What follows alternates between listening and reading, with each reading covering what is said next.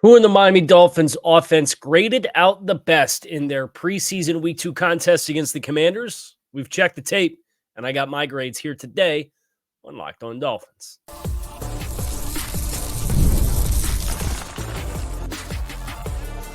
You are Locked On Dolphins, your daily Miami Dolphins podcast, part of the Locked On Podcast Network, your team every day. All right, Miami. Welcome to another episode of Locked On Dolphins. It is your team every day here on the Locked On Network. I'm your host, Kyle Krabs, a lifelong Miami Dolphins fan, host of Locked On Dolphins, co-host of Locked On NFL Scouting. You can find our shows on YouTube or wherever you listen to your favorite podcast. Tip of the cap to our everydayers, because it is your team every day here on the Locked On Network. Today's episode of Locked On Dolphins is brought to you by FanDuel. Now through September 22nd, all FanDuel customers can bet $5 and get a 3-week free trial of NFL Sunday Ticket from YouTube and YouTube TV. Visit FanDuel.com/LockedOn to get started. We're going to get started breaking down, debriefing, I suppose, the Miami Dolphins preseason win over the Commanders from Saturday night. I did this last week, and I put both offense and defense in the same show, and I didn't get to nearly all the talking points that I wanted to. So you're going to get an offensive show, and you're going to get a defensive show. It also doesn't hurt that I'm not done grading the defense yet. So keep an eye out for the defensive version of this that will be coming either today or very early tomorrow. The Dolphins kind of getting back in the swing of things, getting ready to go up to Tampa Bay for joint practice, and then they have the preseason game on Friday, which is the finale. So we're still waiting to hear from Mike McDaniel. He talks a little later today. It's about 7:30 a.m. as I'm recording this now. He'll talk late morning, and we'll hear some of the injury updates from players who got bumped up versus Washington. But right now, let's keep the focus on who performed well, who performed to the standard, who exceeded expectations for the Dolphins on the offensive side of the ball. For a group that had 13 points, and 7 of them came on the first offensive possession of the game, your expectations should be matched accordingly. Now, here's how we're doing it this year. If you're not familiar, this is not, if you want to know the actual game tape stuff that breaks down, I suggest that you check out Touchdown Miami on Substack, where that's the film examples that come with some of the plays that are highlighted. But I am grading, and I will show it for everybody who is watching on YouTube. This is another one of those shows where if you do watch, you probably get a little bit better visual aid. I am grading every play and all 11 players that are on the field by a -2 to +2 scoring scale. The idea is catastrophic play is a -2.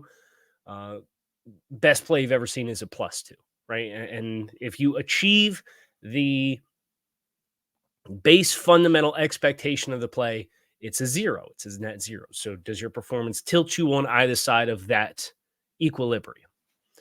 We're going to start with quarterbacks, just because there's 3 of them. It makes it a little bit easier. But the quarterback performance, as you would expect, Tua Tagovailoa across 11 plays, actually graded as the best individual performer on a per snap basis of any Dolphins offensive player across the 11 snaps that he played. Why? Well, he had a big time throw on a touchdown pass on 4th down in the red zone. That's worth a lot of points. He also had several really good completions that were above expectation, just base level expectation. And I thought he played exactly what you would hope that he would play. Decisive. It was a plus play when he rolls out to his right and Julian Hill delay releases on the M-man on the line of scrimmage and releases into the flat, and Tua has to boot to his right and then come to a dead stop and sidearm a throw around him to get the check down to Julian Hill. That's a plus half a point, right? That's an above expectation play. We mentioned the big time throw to River Craycraft on the touchdown pass. The touch, the placement, the magnitude of in the red zone on fourth down, that is a needle-moving play. Two had several of them. Between Mike White and Skylar Thompson, I think this is where it does get a little less certain, right? There's more beauty in the eye of the beholder, I suppose. What I would say for the quarterback performance of the non-starters in this game is, and you can see if you're up on the scale, that they split in the rest of the reps, Mike White and Skylar Thompson, nearly 50-50. Mike White played 27 snaps. Skylar Thompson played 25. I thought Mike White had a better execution of the offense perspective. He was faster against Washington than he was against Atlanta. Now, it still wasn't fast, but he was faster. He preempted his fakes a little earlier. He initiated his throwing release. He anticipated over the middle of the field a little bit better. But he also, I thought, missed some more throws. He was more up and down. There was more good and more bad with Mike White. And that's usually where I expected to land with Skylar Thompson. In reality, I think Skylar Thompson did fine. And this is why I try not to be too overly critical in the immediate post-game show. I know one of the plays that really stood out with Skylar Thompson that was a frustrating play was the sack that he took in scoring territory where he bailed out of a clean pocket. But then you watch the tape, and they really didn't have anybody open at all. So I understand more of what Skylar was trying to do on that play to get outside the pocket and create, as compared to standing in the pocket with guys that ran static routes and have now reached the end of their route and nobody won for you. And if there was something to be had, it was going to probably have to be a 50-50 back shoulder throw outside the numbers with timing. And once you didn't take that timing as it first came to you, the options really weren't there. So I'm a little bit more sympathetic of Skylar Thompson and his performance in that regard. Now, does this give you absolute clarity on the QB2 competition? No. I do think it is nice to see Mike White kind of put some heat on and make it a competition. You think about, he had a big conversion throw to Eric Ezukama that was a big-time throw. He didn't get dinged too hard for the sack. There was the fumble in the red zone and scoring territory, because that was a massive mistake by Patrick Paul, who we will talk about when we get to the offensive line in the next segment. Is one of those guys who you do the grading, and his play kind of mirrored that of Mike White. There were highs and lows as compared to being more steady. But that loss, I thought, went heavily on Patrick Paul. You're Mike White, you hit the back of your drop, you go to release, and there's a guy open, and you get earholed because your tackle oversets and gives up an inside and a free run. That's how much of that's really on you. And that's the objective of doing the grading like this and looking at all 11 players, is to say, okay, the result of the play is bad. Why was it bad? Who was it bad because of? And who did good in spite of bad expectations, or who did bad despite good outcomes? To really give you a fully fleshed, and we will look at the table with the full game grades at the very end of this show.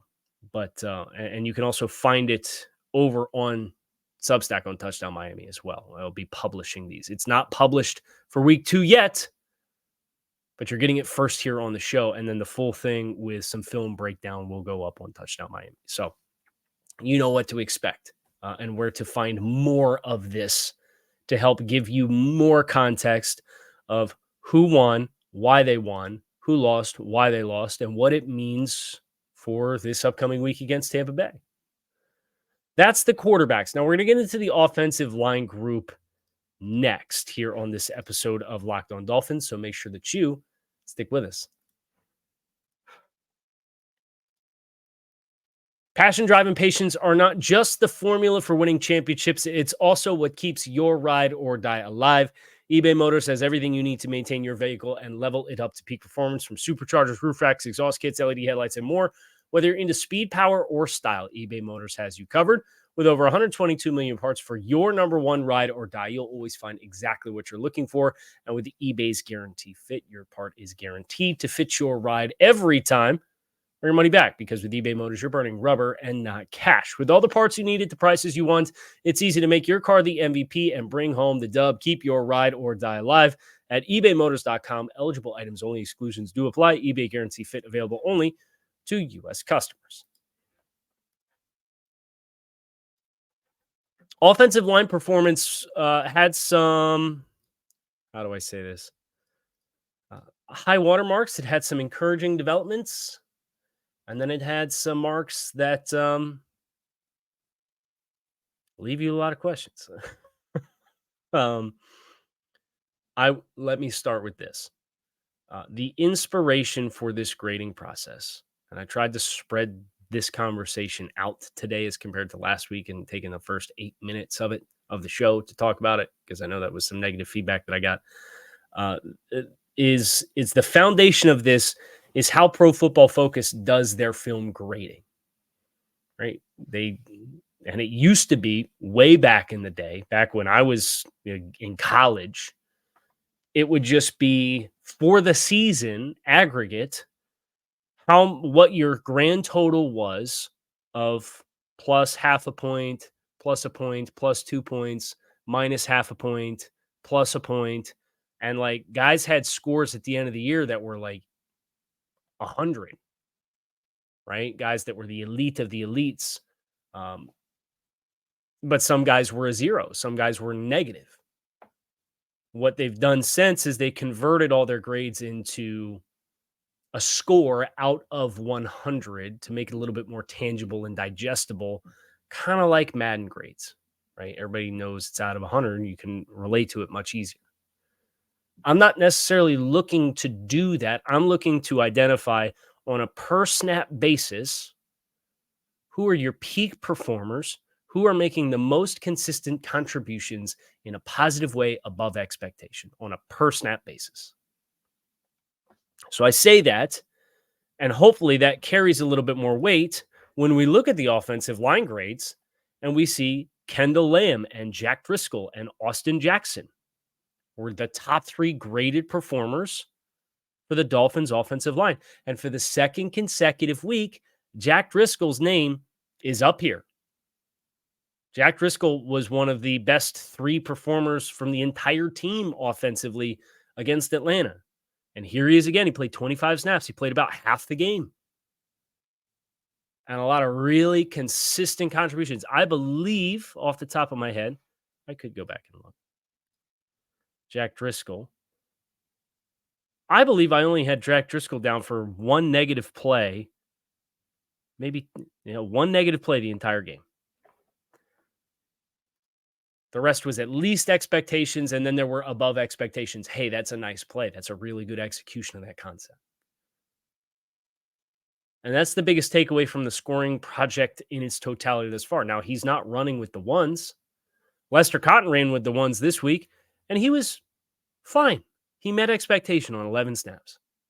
And I know these grades don't look like Pro Football Focuses, and that's why it was important for me to take this year and say, I want to do this. I want to grade these players, every player on every snap. Because people will point to those grades and treat them as the be-all, end-all, but there is a subjectivity to them, and very clearly, Liam Eichenberg, I think, was graded as the team's 3rd best offensive lineman against Washington. I had Liam Eichenberg with 2 negative plays, 2 minus plays on 11 snaps. That on a per snap average had him as the lowest to expectation performer of any offensive lineman on the team. Did I think he was objectively bad? No. But he had a short yardage miss against a nose tackle.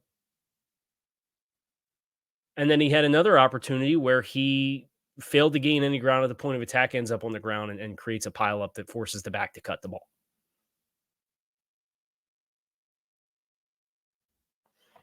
A lot of your fringe, the big winner of the guys that are fringe trying to make the roster, and I have 5 of those names down.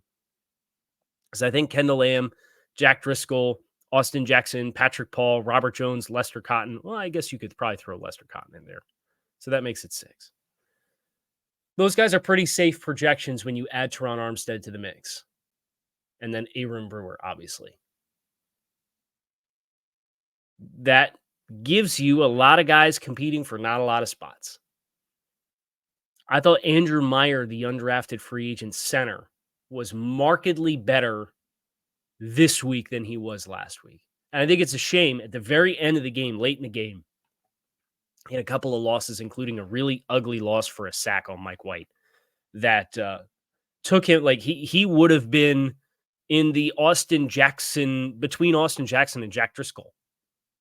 Like graded really well for about 50 minutes of action. And the last few possessions, for whatever reason, he kind of fell off the rails. He had a lot of negative scoring late in the game for Miami. And I think probably some of that was due to the fact you could tell the way that Washington and Dan Quinn was calling their defense. They knew that Jaquan Burton was a wide receiver playing running back because the Dolphins didn't have any other running backs left in the game. And they did not respect, in spite the fact that they were down a touchdown, they did not respect Miami's threat to run the ball. And they teed off. And because Jaquan Burton is a wide receiver playing running back, Tua Tagovailoa mentioned this, you don't really have a lot of your jet protections and 6-man protections. It was a lot of 5 guys on an island. And I thought, Patrick Paul, for his losses, he had a couple of ugly losses inside. I could count 2 off the top of my head, including one on the play that Sean Harlow was hurt on because that was the strip of Mike White in scoring territory, and that took points off the board. That was a big negative play. If you removed that play from the equation, Patrick Paul would have been a much better represented grade as compared to about break even, slightly above average. He had a lot of really good pass sets and like 3 really bad ones.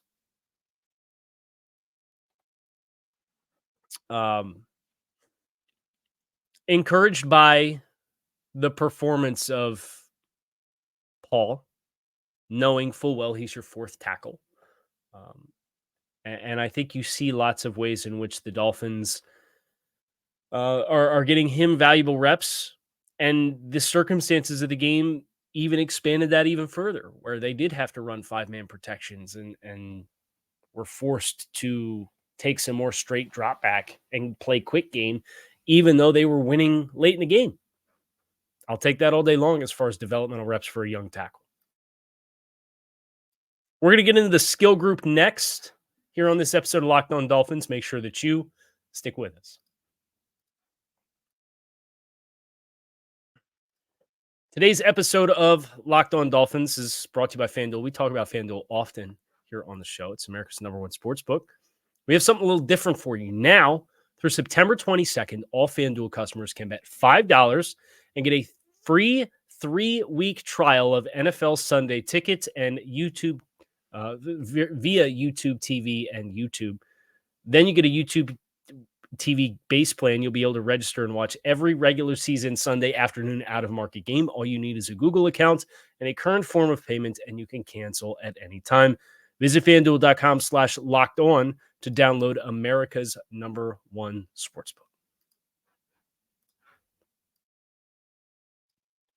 With the skill players, the top performing skill player for the Dolphins was wide receiver River Craycraft, who had the big touchdown reception. And this is on a per snap basis. I think that's important to, again, invoke that the final outcome that I'm looking from is above or below expectation on a snap by snap basis with what your workload was for the game. River Craycraft, Julian Hill, Devon Achane, Jonnu Smith, Raheem Mostert, your top 5 skill players.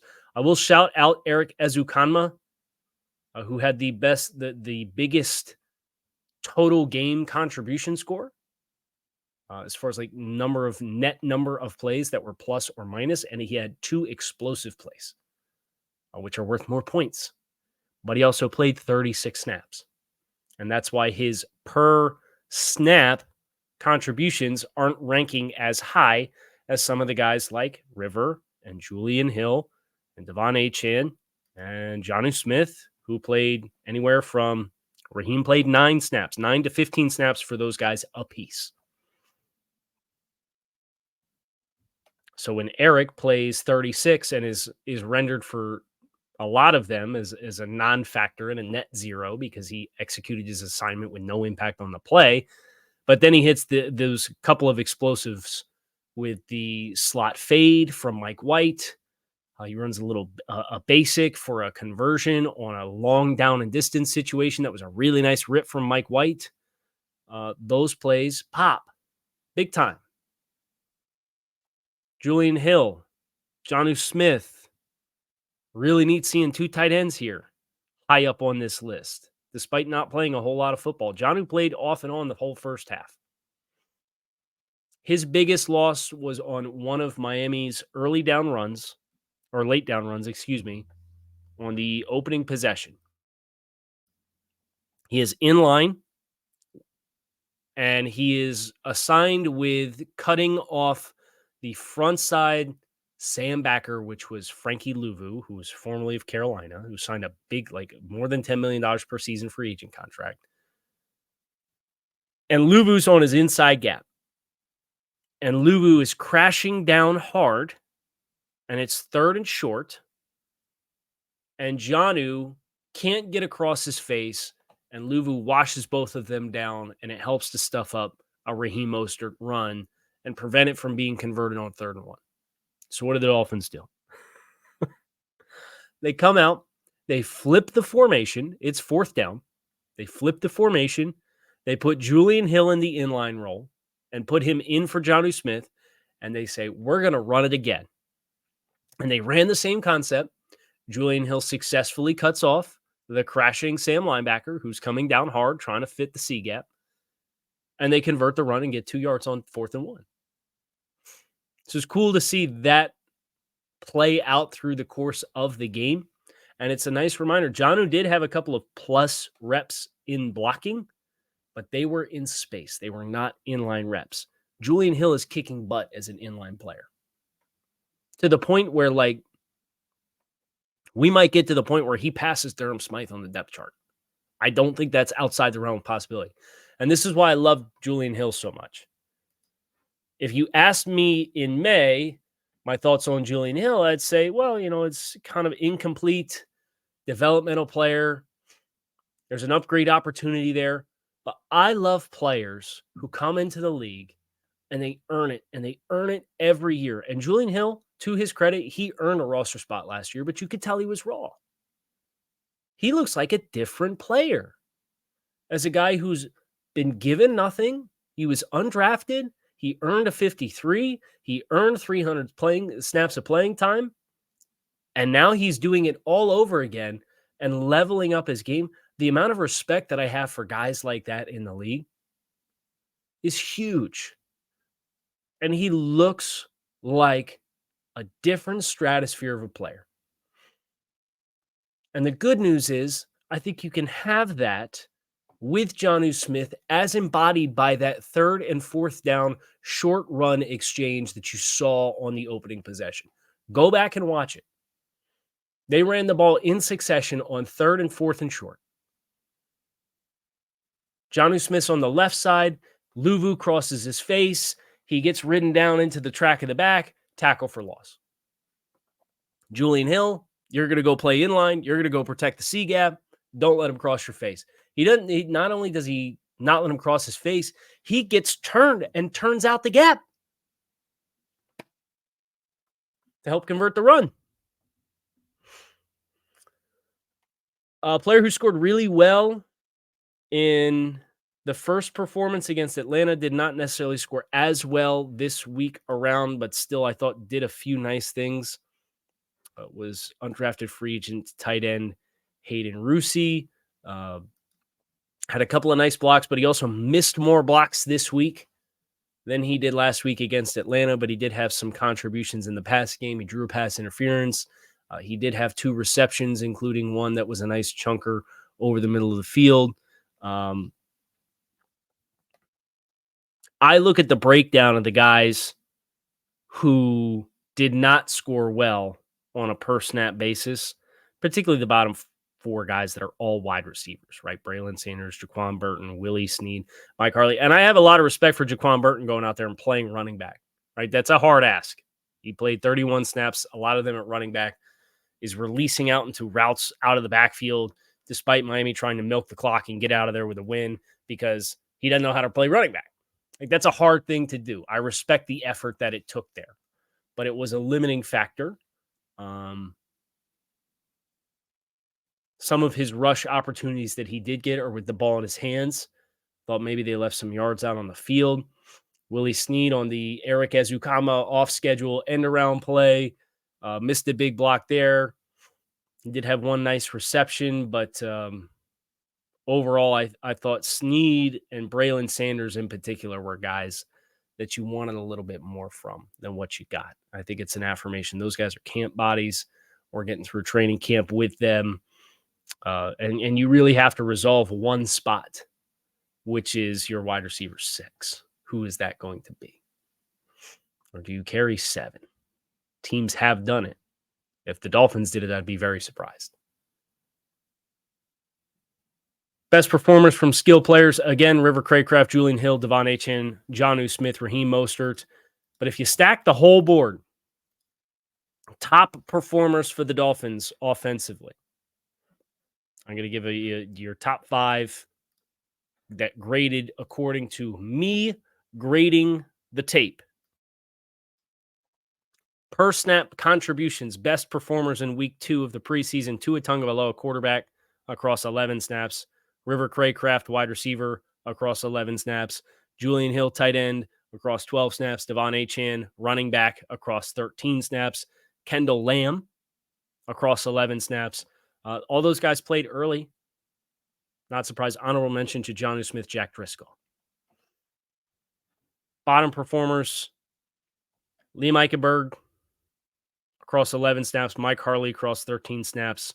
Sean Harlow on 7 snaps, although that was really one negative play out of 7 snaps and unfortunately got hurt. Hope for the best there because I think he can make it an interesting conversation on potentially challenging for a roster spot if he's healthy.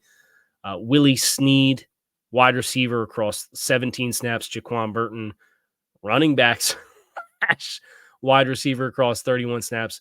And then the 2 guards that played the bulk of this game for Miami, especially in the second half, Matthew Jones and Chasen Hines, honorable mentions as performers that did not meet expectations. You like seeing non-quarterbacks in that bucket because both Mike White and Skylar Thompson were there last week. That is at the very least some progress from a performance perspective. Also going up on Touchdown Miami will be the preseason to date. I'll be doing the running log of here's everybody's scores in the entirety of the preseason. We'll reset that when we go to the regular season and keep track of that there as well.